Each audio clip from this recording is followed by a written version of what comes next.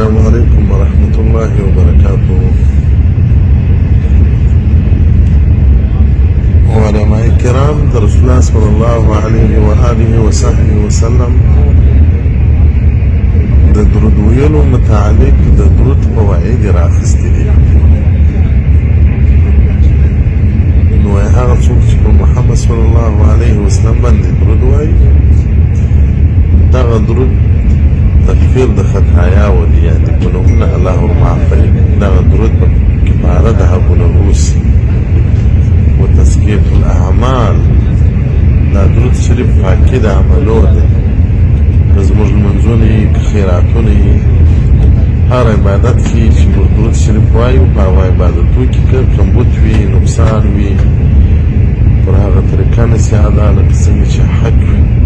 په درود باندې یا هغه خلا او ننګرتیا ورکړل کېږي و رفع درجات په جنت کې الله جل جلاله په درود شریف باندې بلندې درجې راکړي، غټې درجې راکړي. که څوک غواړي چې په جنت کې تر هر چا نه مخه شي درود شریف ته ډېر وایي. په دنیا کې خو موږ کوشش کوو چې تربور له تربوره قریب له قریبه په دنیایي امورو کې ډېر مخ ته یو، خو باید د آخرت په امورو کې هم یو له بله ځان مخ ته کړو. ومغفرة الذنوب، الله ګناهونه در معافوي. که ډېر درود شریف وایې الله جل جلاله به ګناهونه در معاف کړي او ملایکې به ستا په حق کې مغفرت وایي او په درود باندې به الله جل جلاله یو قرات اجر و ثواب درکړي مثل احد من الاجر. د دې قرات ثواب دومره دی لکه د احد غار. نو د احد غار غوندې ثواب که اوس په پیسو رانیول کېدلی زموږ ستاسو تر اوسه تېره خبره وه. او که څوک غواړي چې په ورځ د قیامت کې دا د ده ترازو راوتلل سي کم دې نیسي هم دې درود شریف وایي. د درود ویونکو د نیکو اعمالو طلب درنه او که څوک غواړي چې دنیایي امور یې پر مخ ولاړ سي شي سم سي کفایت امر دنیا کفایت د دنیا د امور هم کوي. نو که هر څوک غواړي چې په خلکو کې محبوب سي، که هر څوک غواړي چې وسع رسي ژبې ته ورسېږي خولې ته، هغه د درود شریف ډېر او درود شریف ویل الله جل جلاله اجر و ثواب د په رقاب درکړي. لکه مریان چې آزاد کړي، مریان د صحابهو په زمانه کې وه، د تابعینو په زمانه کې وه. لکه اوس په مشتي کې چې یو سړی راولاړ سي غټ مسجد جوړ کړي، په مشتي یو سړی راولاړ سي یو چا ته واده ور وکړي، اول ورونو خو نو ډېر دي. نو خو هر سړی ښه وایي ویاره پلانکی څونه نر دي پلانکي ته واده ور وکړي او دغونه نران مور اوس لیدلي نه دي. احمد عمر و مولي محمد حسن و مولي صمد دې ودونه بند ډېرو یارانو ته به ما ویلي وي تر اوسه پرې څه نه دي کړي. نو په ګران کار د صحابهو په زمانه کې دغه مریان زادول دومره ګډ کار لکه اوس یو چا ته واده وکړي. نو که څوک غواړي چې ډېر اجر لاسته راوړي نو درود شریف دې وایي. دا رقاب الله جل جلاله د مریان د ازادولو اجر ورکړي. ونجات بها من الاحوال، د قیامت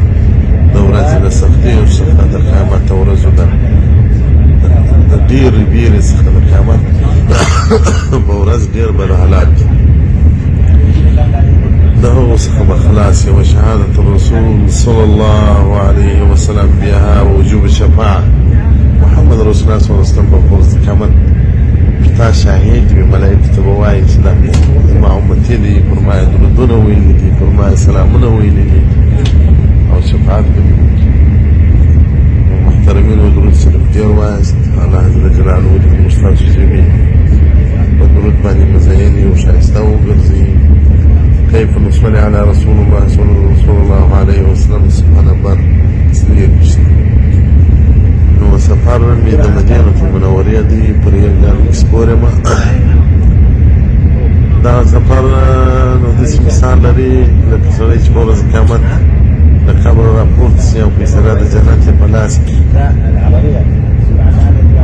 وایي جنت ته ځم څومره خوشحالي څومره سکون څومره ارام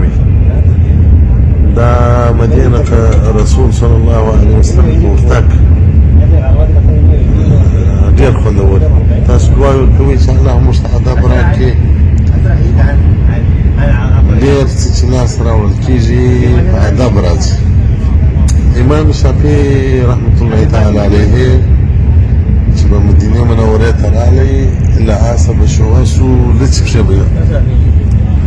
نو شاګردانو به ورته وویل چې دا ولیدول دا دغه ځای دی چې ما ته نه ده مناسب چې زه سپور وارسم په آس الله اکبر الله جل جلاله دې محبت را ډېر کړي د محمد رسول الله صلی الله علیه وسلم الله جل جلاله در سره عزیز محبت رسول الله صلی الله علیه وسلم د انسان لوړوالی دومره ورباندې راځي چې یو روایت کې راځي محمد رسول الله صلی الله علیه وسلم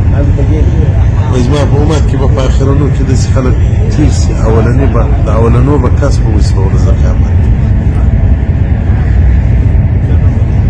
نو هغه د آخرني چې دي دا محبین علما وایي محبین یادوي بل حدیث هم ښکاره معلومېږي رسول الله صلی الله علیه وسلم صحابه ورته وایي وایي الاخوان ما ورونه چېرې دي صحابه وایي ستا ورونه خو موږ رسول الله صلی الله علیه وسلم وایي تاسو خو ما اصحاب یاست ما ورونه نور دي صحابه کرام لږ ګیلمن شول رسول الله صلی الله علیه وسلم بارک ورته وایي زما ورونه چې دي نه ما بعد راځي نه مې زه لیدلی یم نه مې زما اهل لیدلی وي نه مې زما صحابه لیدلي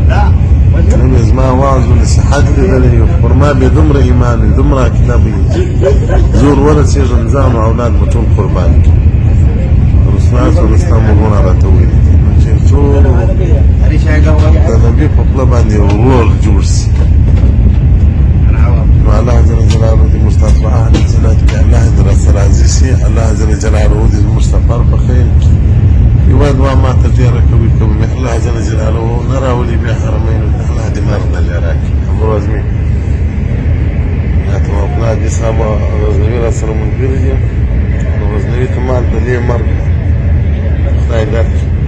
دی دې ودرې دې ته ورته مبلا وایي چې یا اوس نه بیا مال نه زه خو خدای د دې مرګ راکړي که اوس راکړی که شل کاله بعد راکړی خو د دې غواړم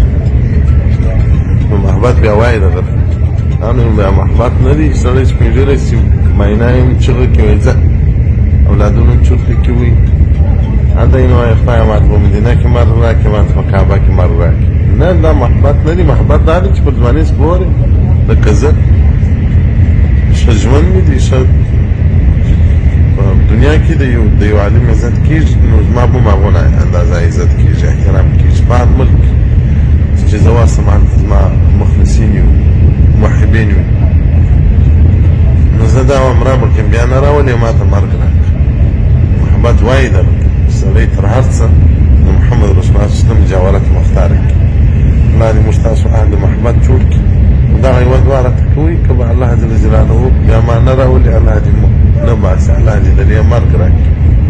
دلته هم دا دعا نه کوله که را بعضې په سعودي کې پراته خلک خدایه مدینه ژوند راکړه هغه د ریالو دپاره وایي دی لږ خلک به د رسول الله صلی الله علیه وسلم باره کې د مکې مکرمې په خاطر باندې که دا ریالو نه دی کې وچه ډوډۍ سي بیا به لږ افغانان دلته پاتې سي اکثره به ولاړ سي زه دا نه وایم چې ما ته حالت خدای ژوند راکړي باره چې بیا عربه معاینه یې شګې مټرې پلانکۍ هغه هېڅ شی نه غواړم الله ما ته مرګ راکړه که اوس راکړی که شل کاله بعد راکړی مرګ دلته غواړم سره له ایمانه سره له الله دې خیر خاتمه پر ایمان کې الله دې آخره خاتمه پر محبت رسول الله صلی الله علیه وسلم کې والسلام علیکم ورحمۃ اللہ وبرکاتہ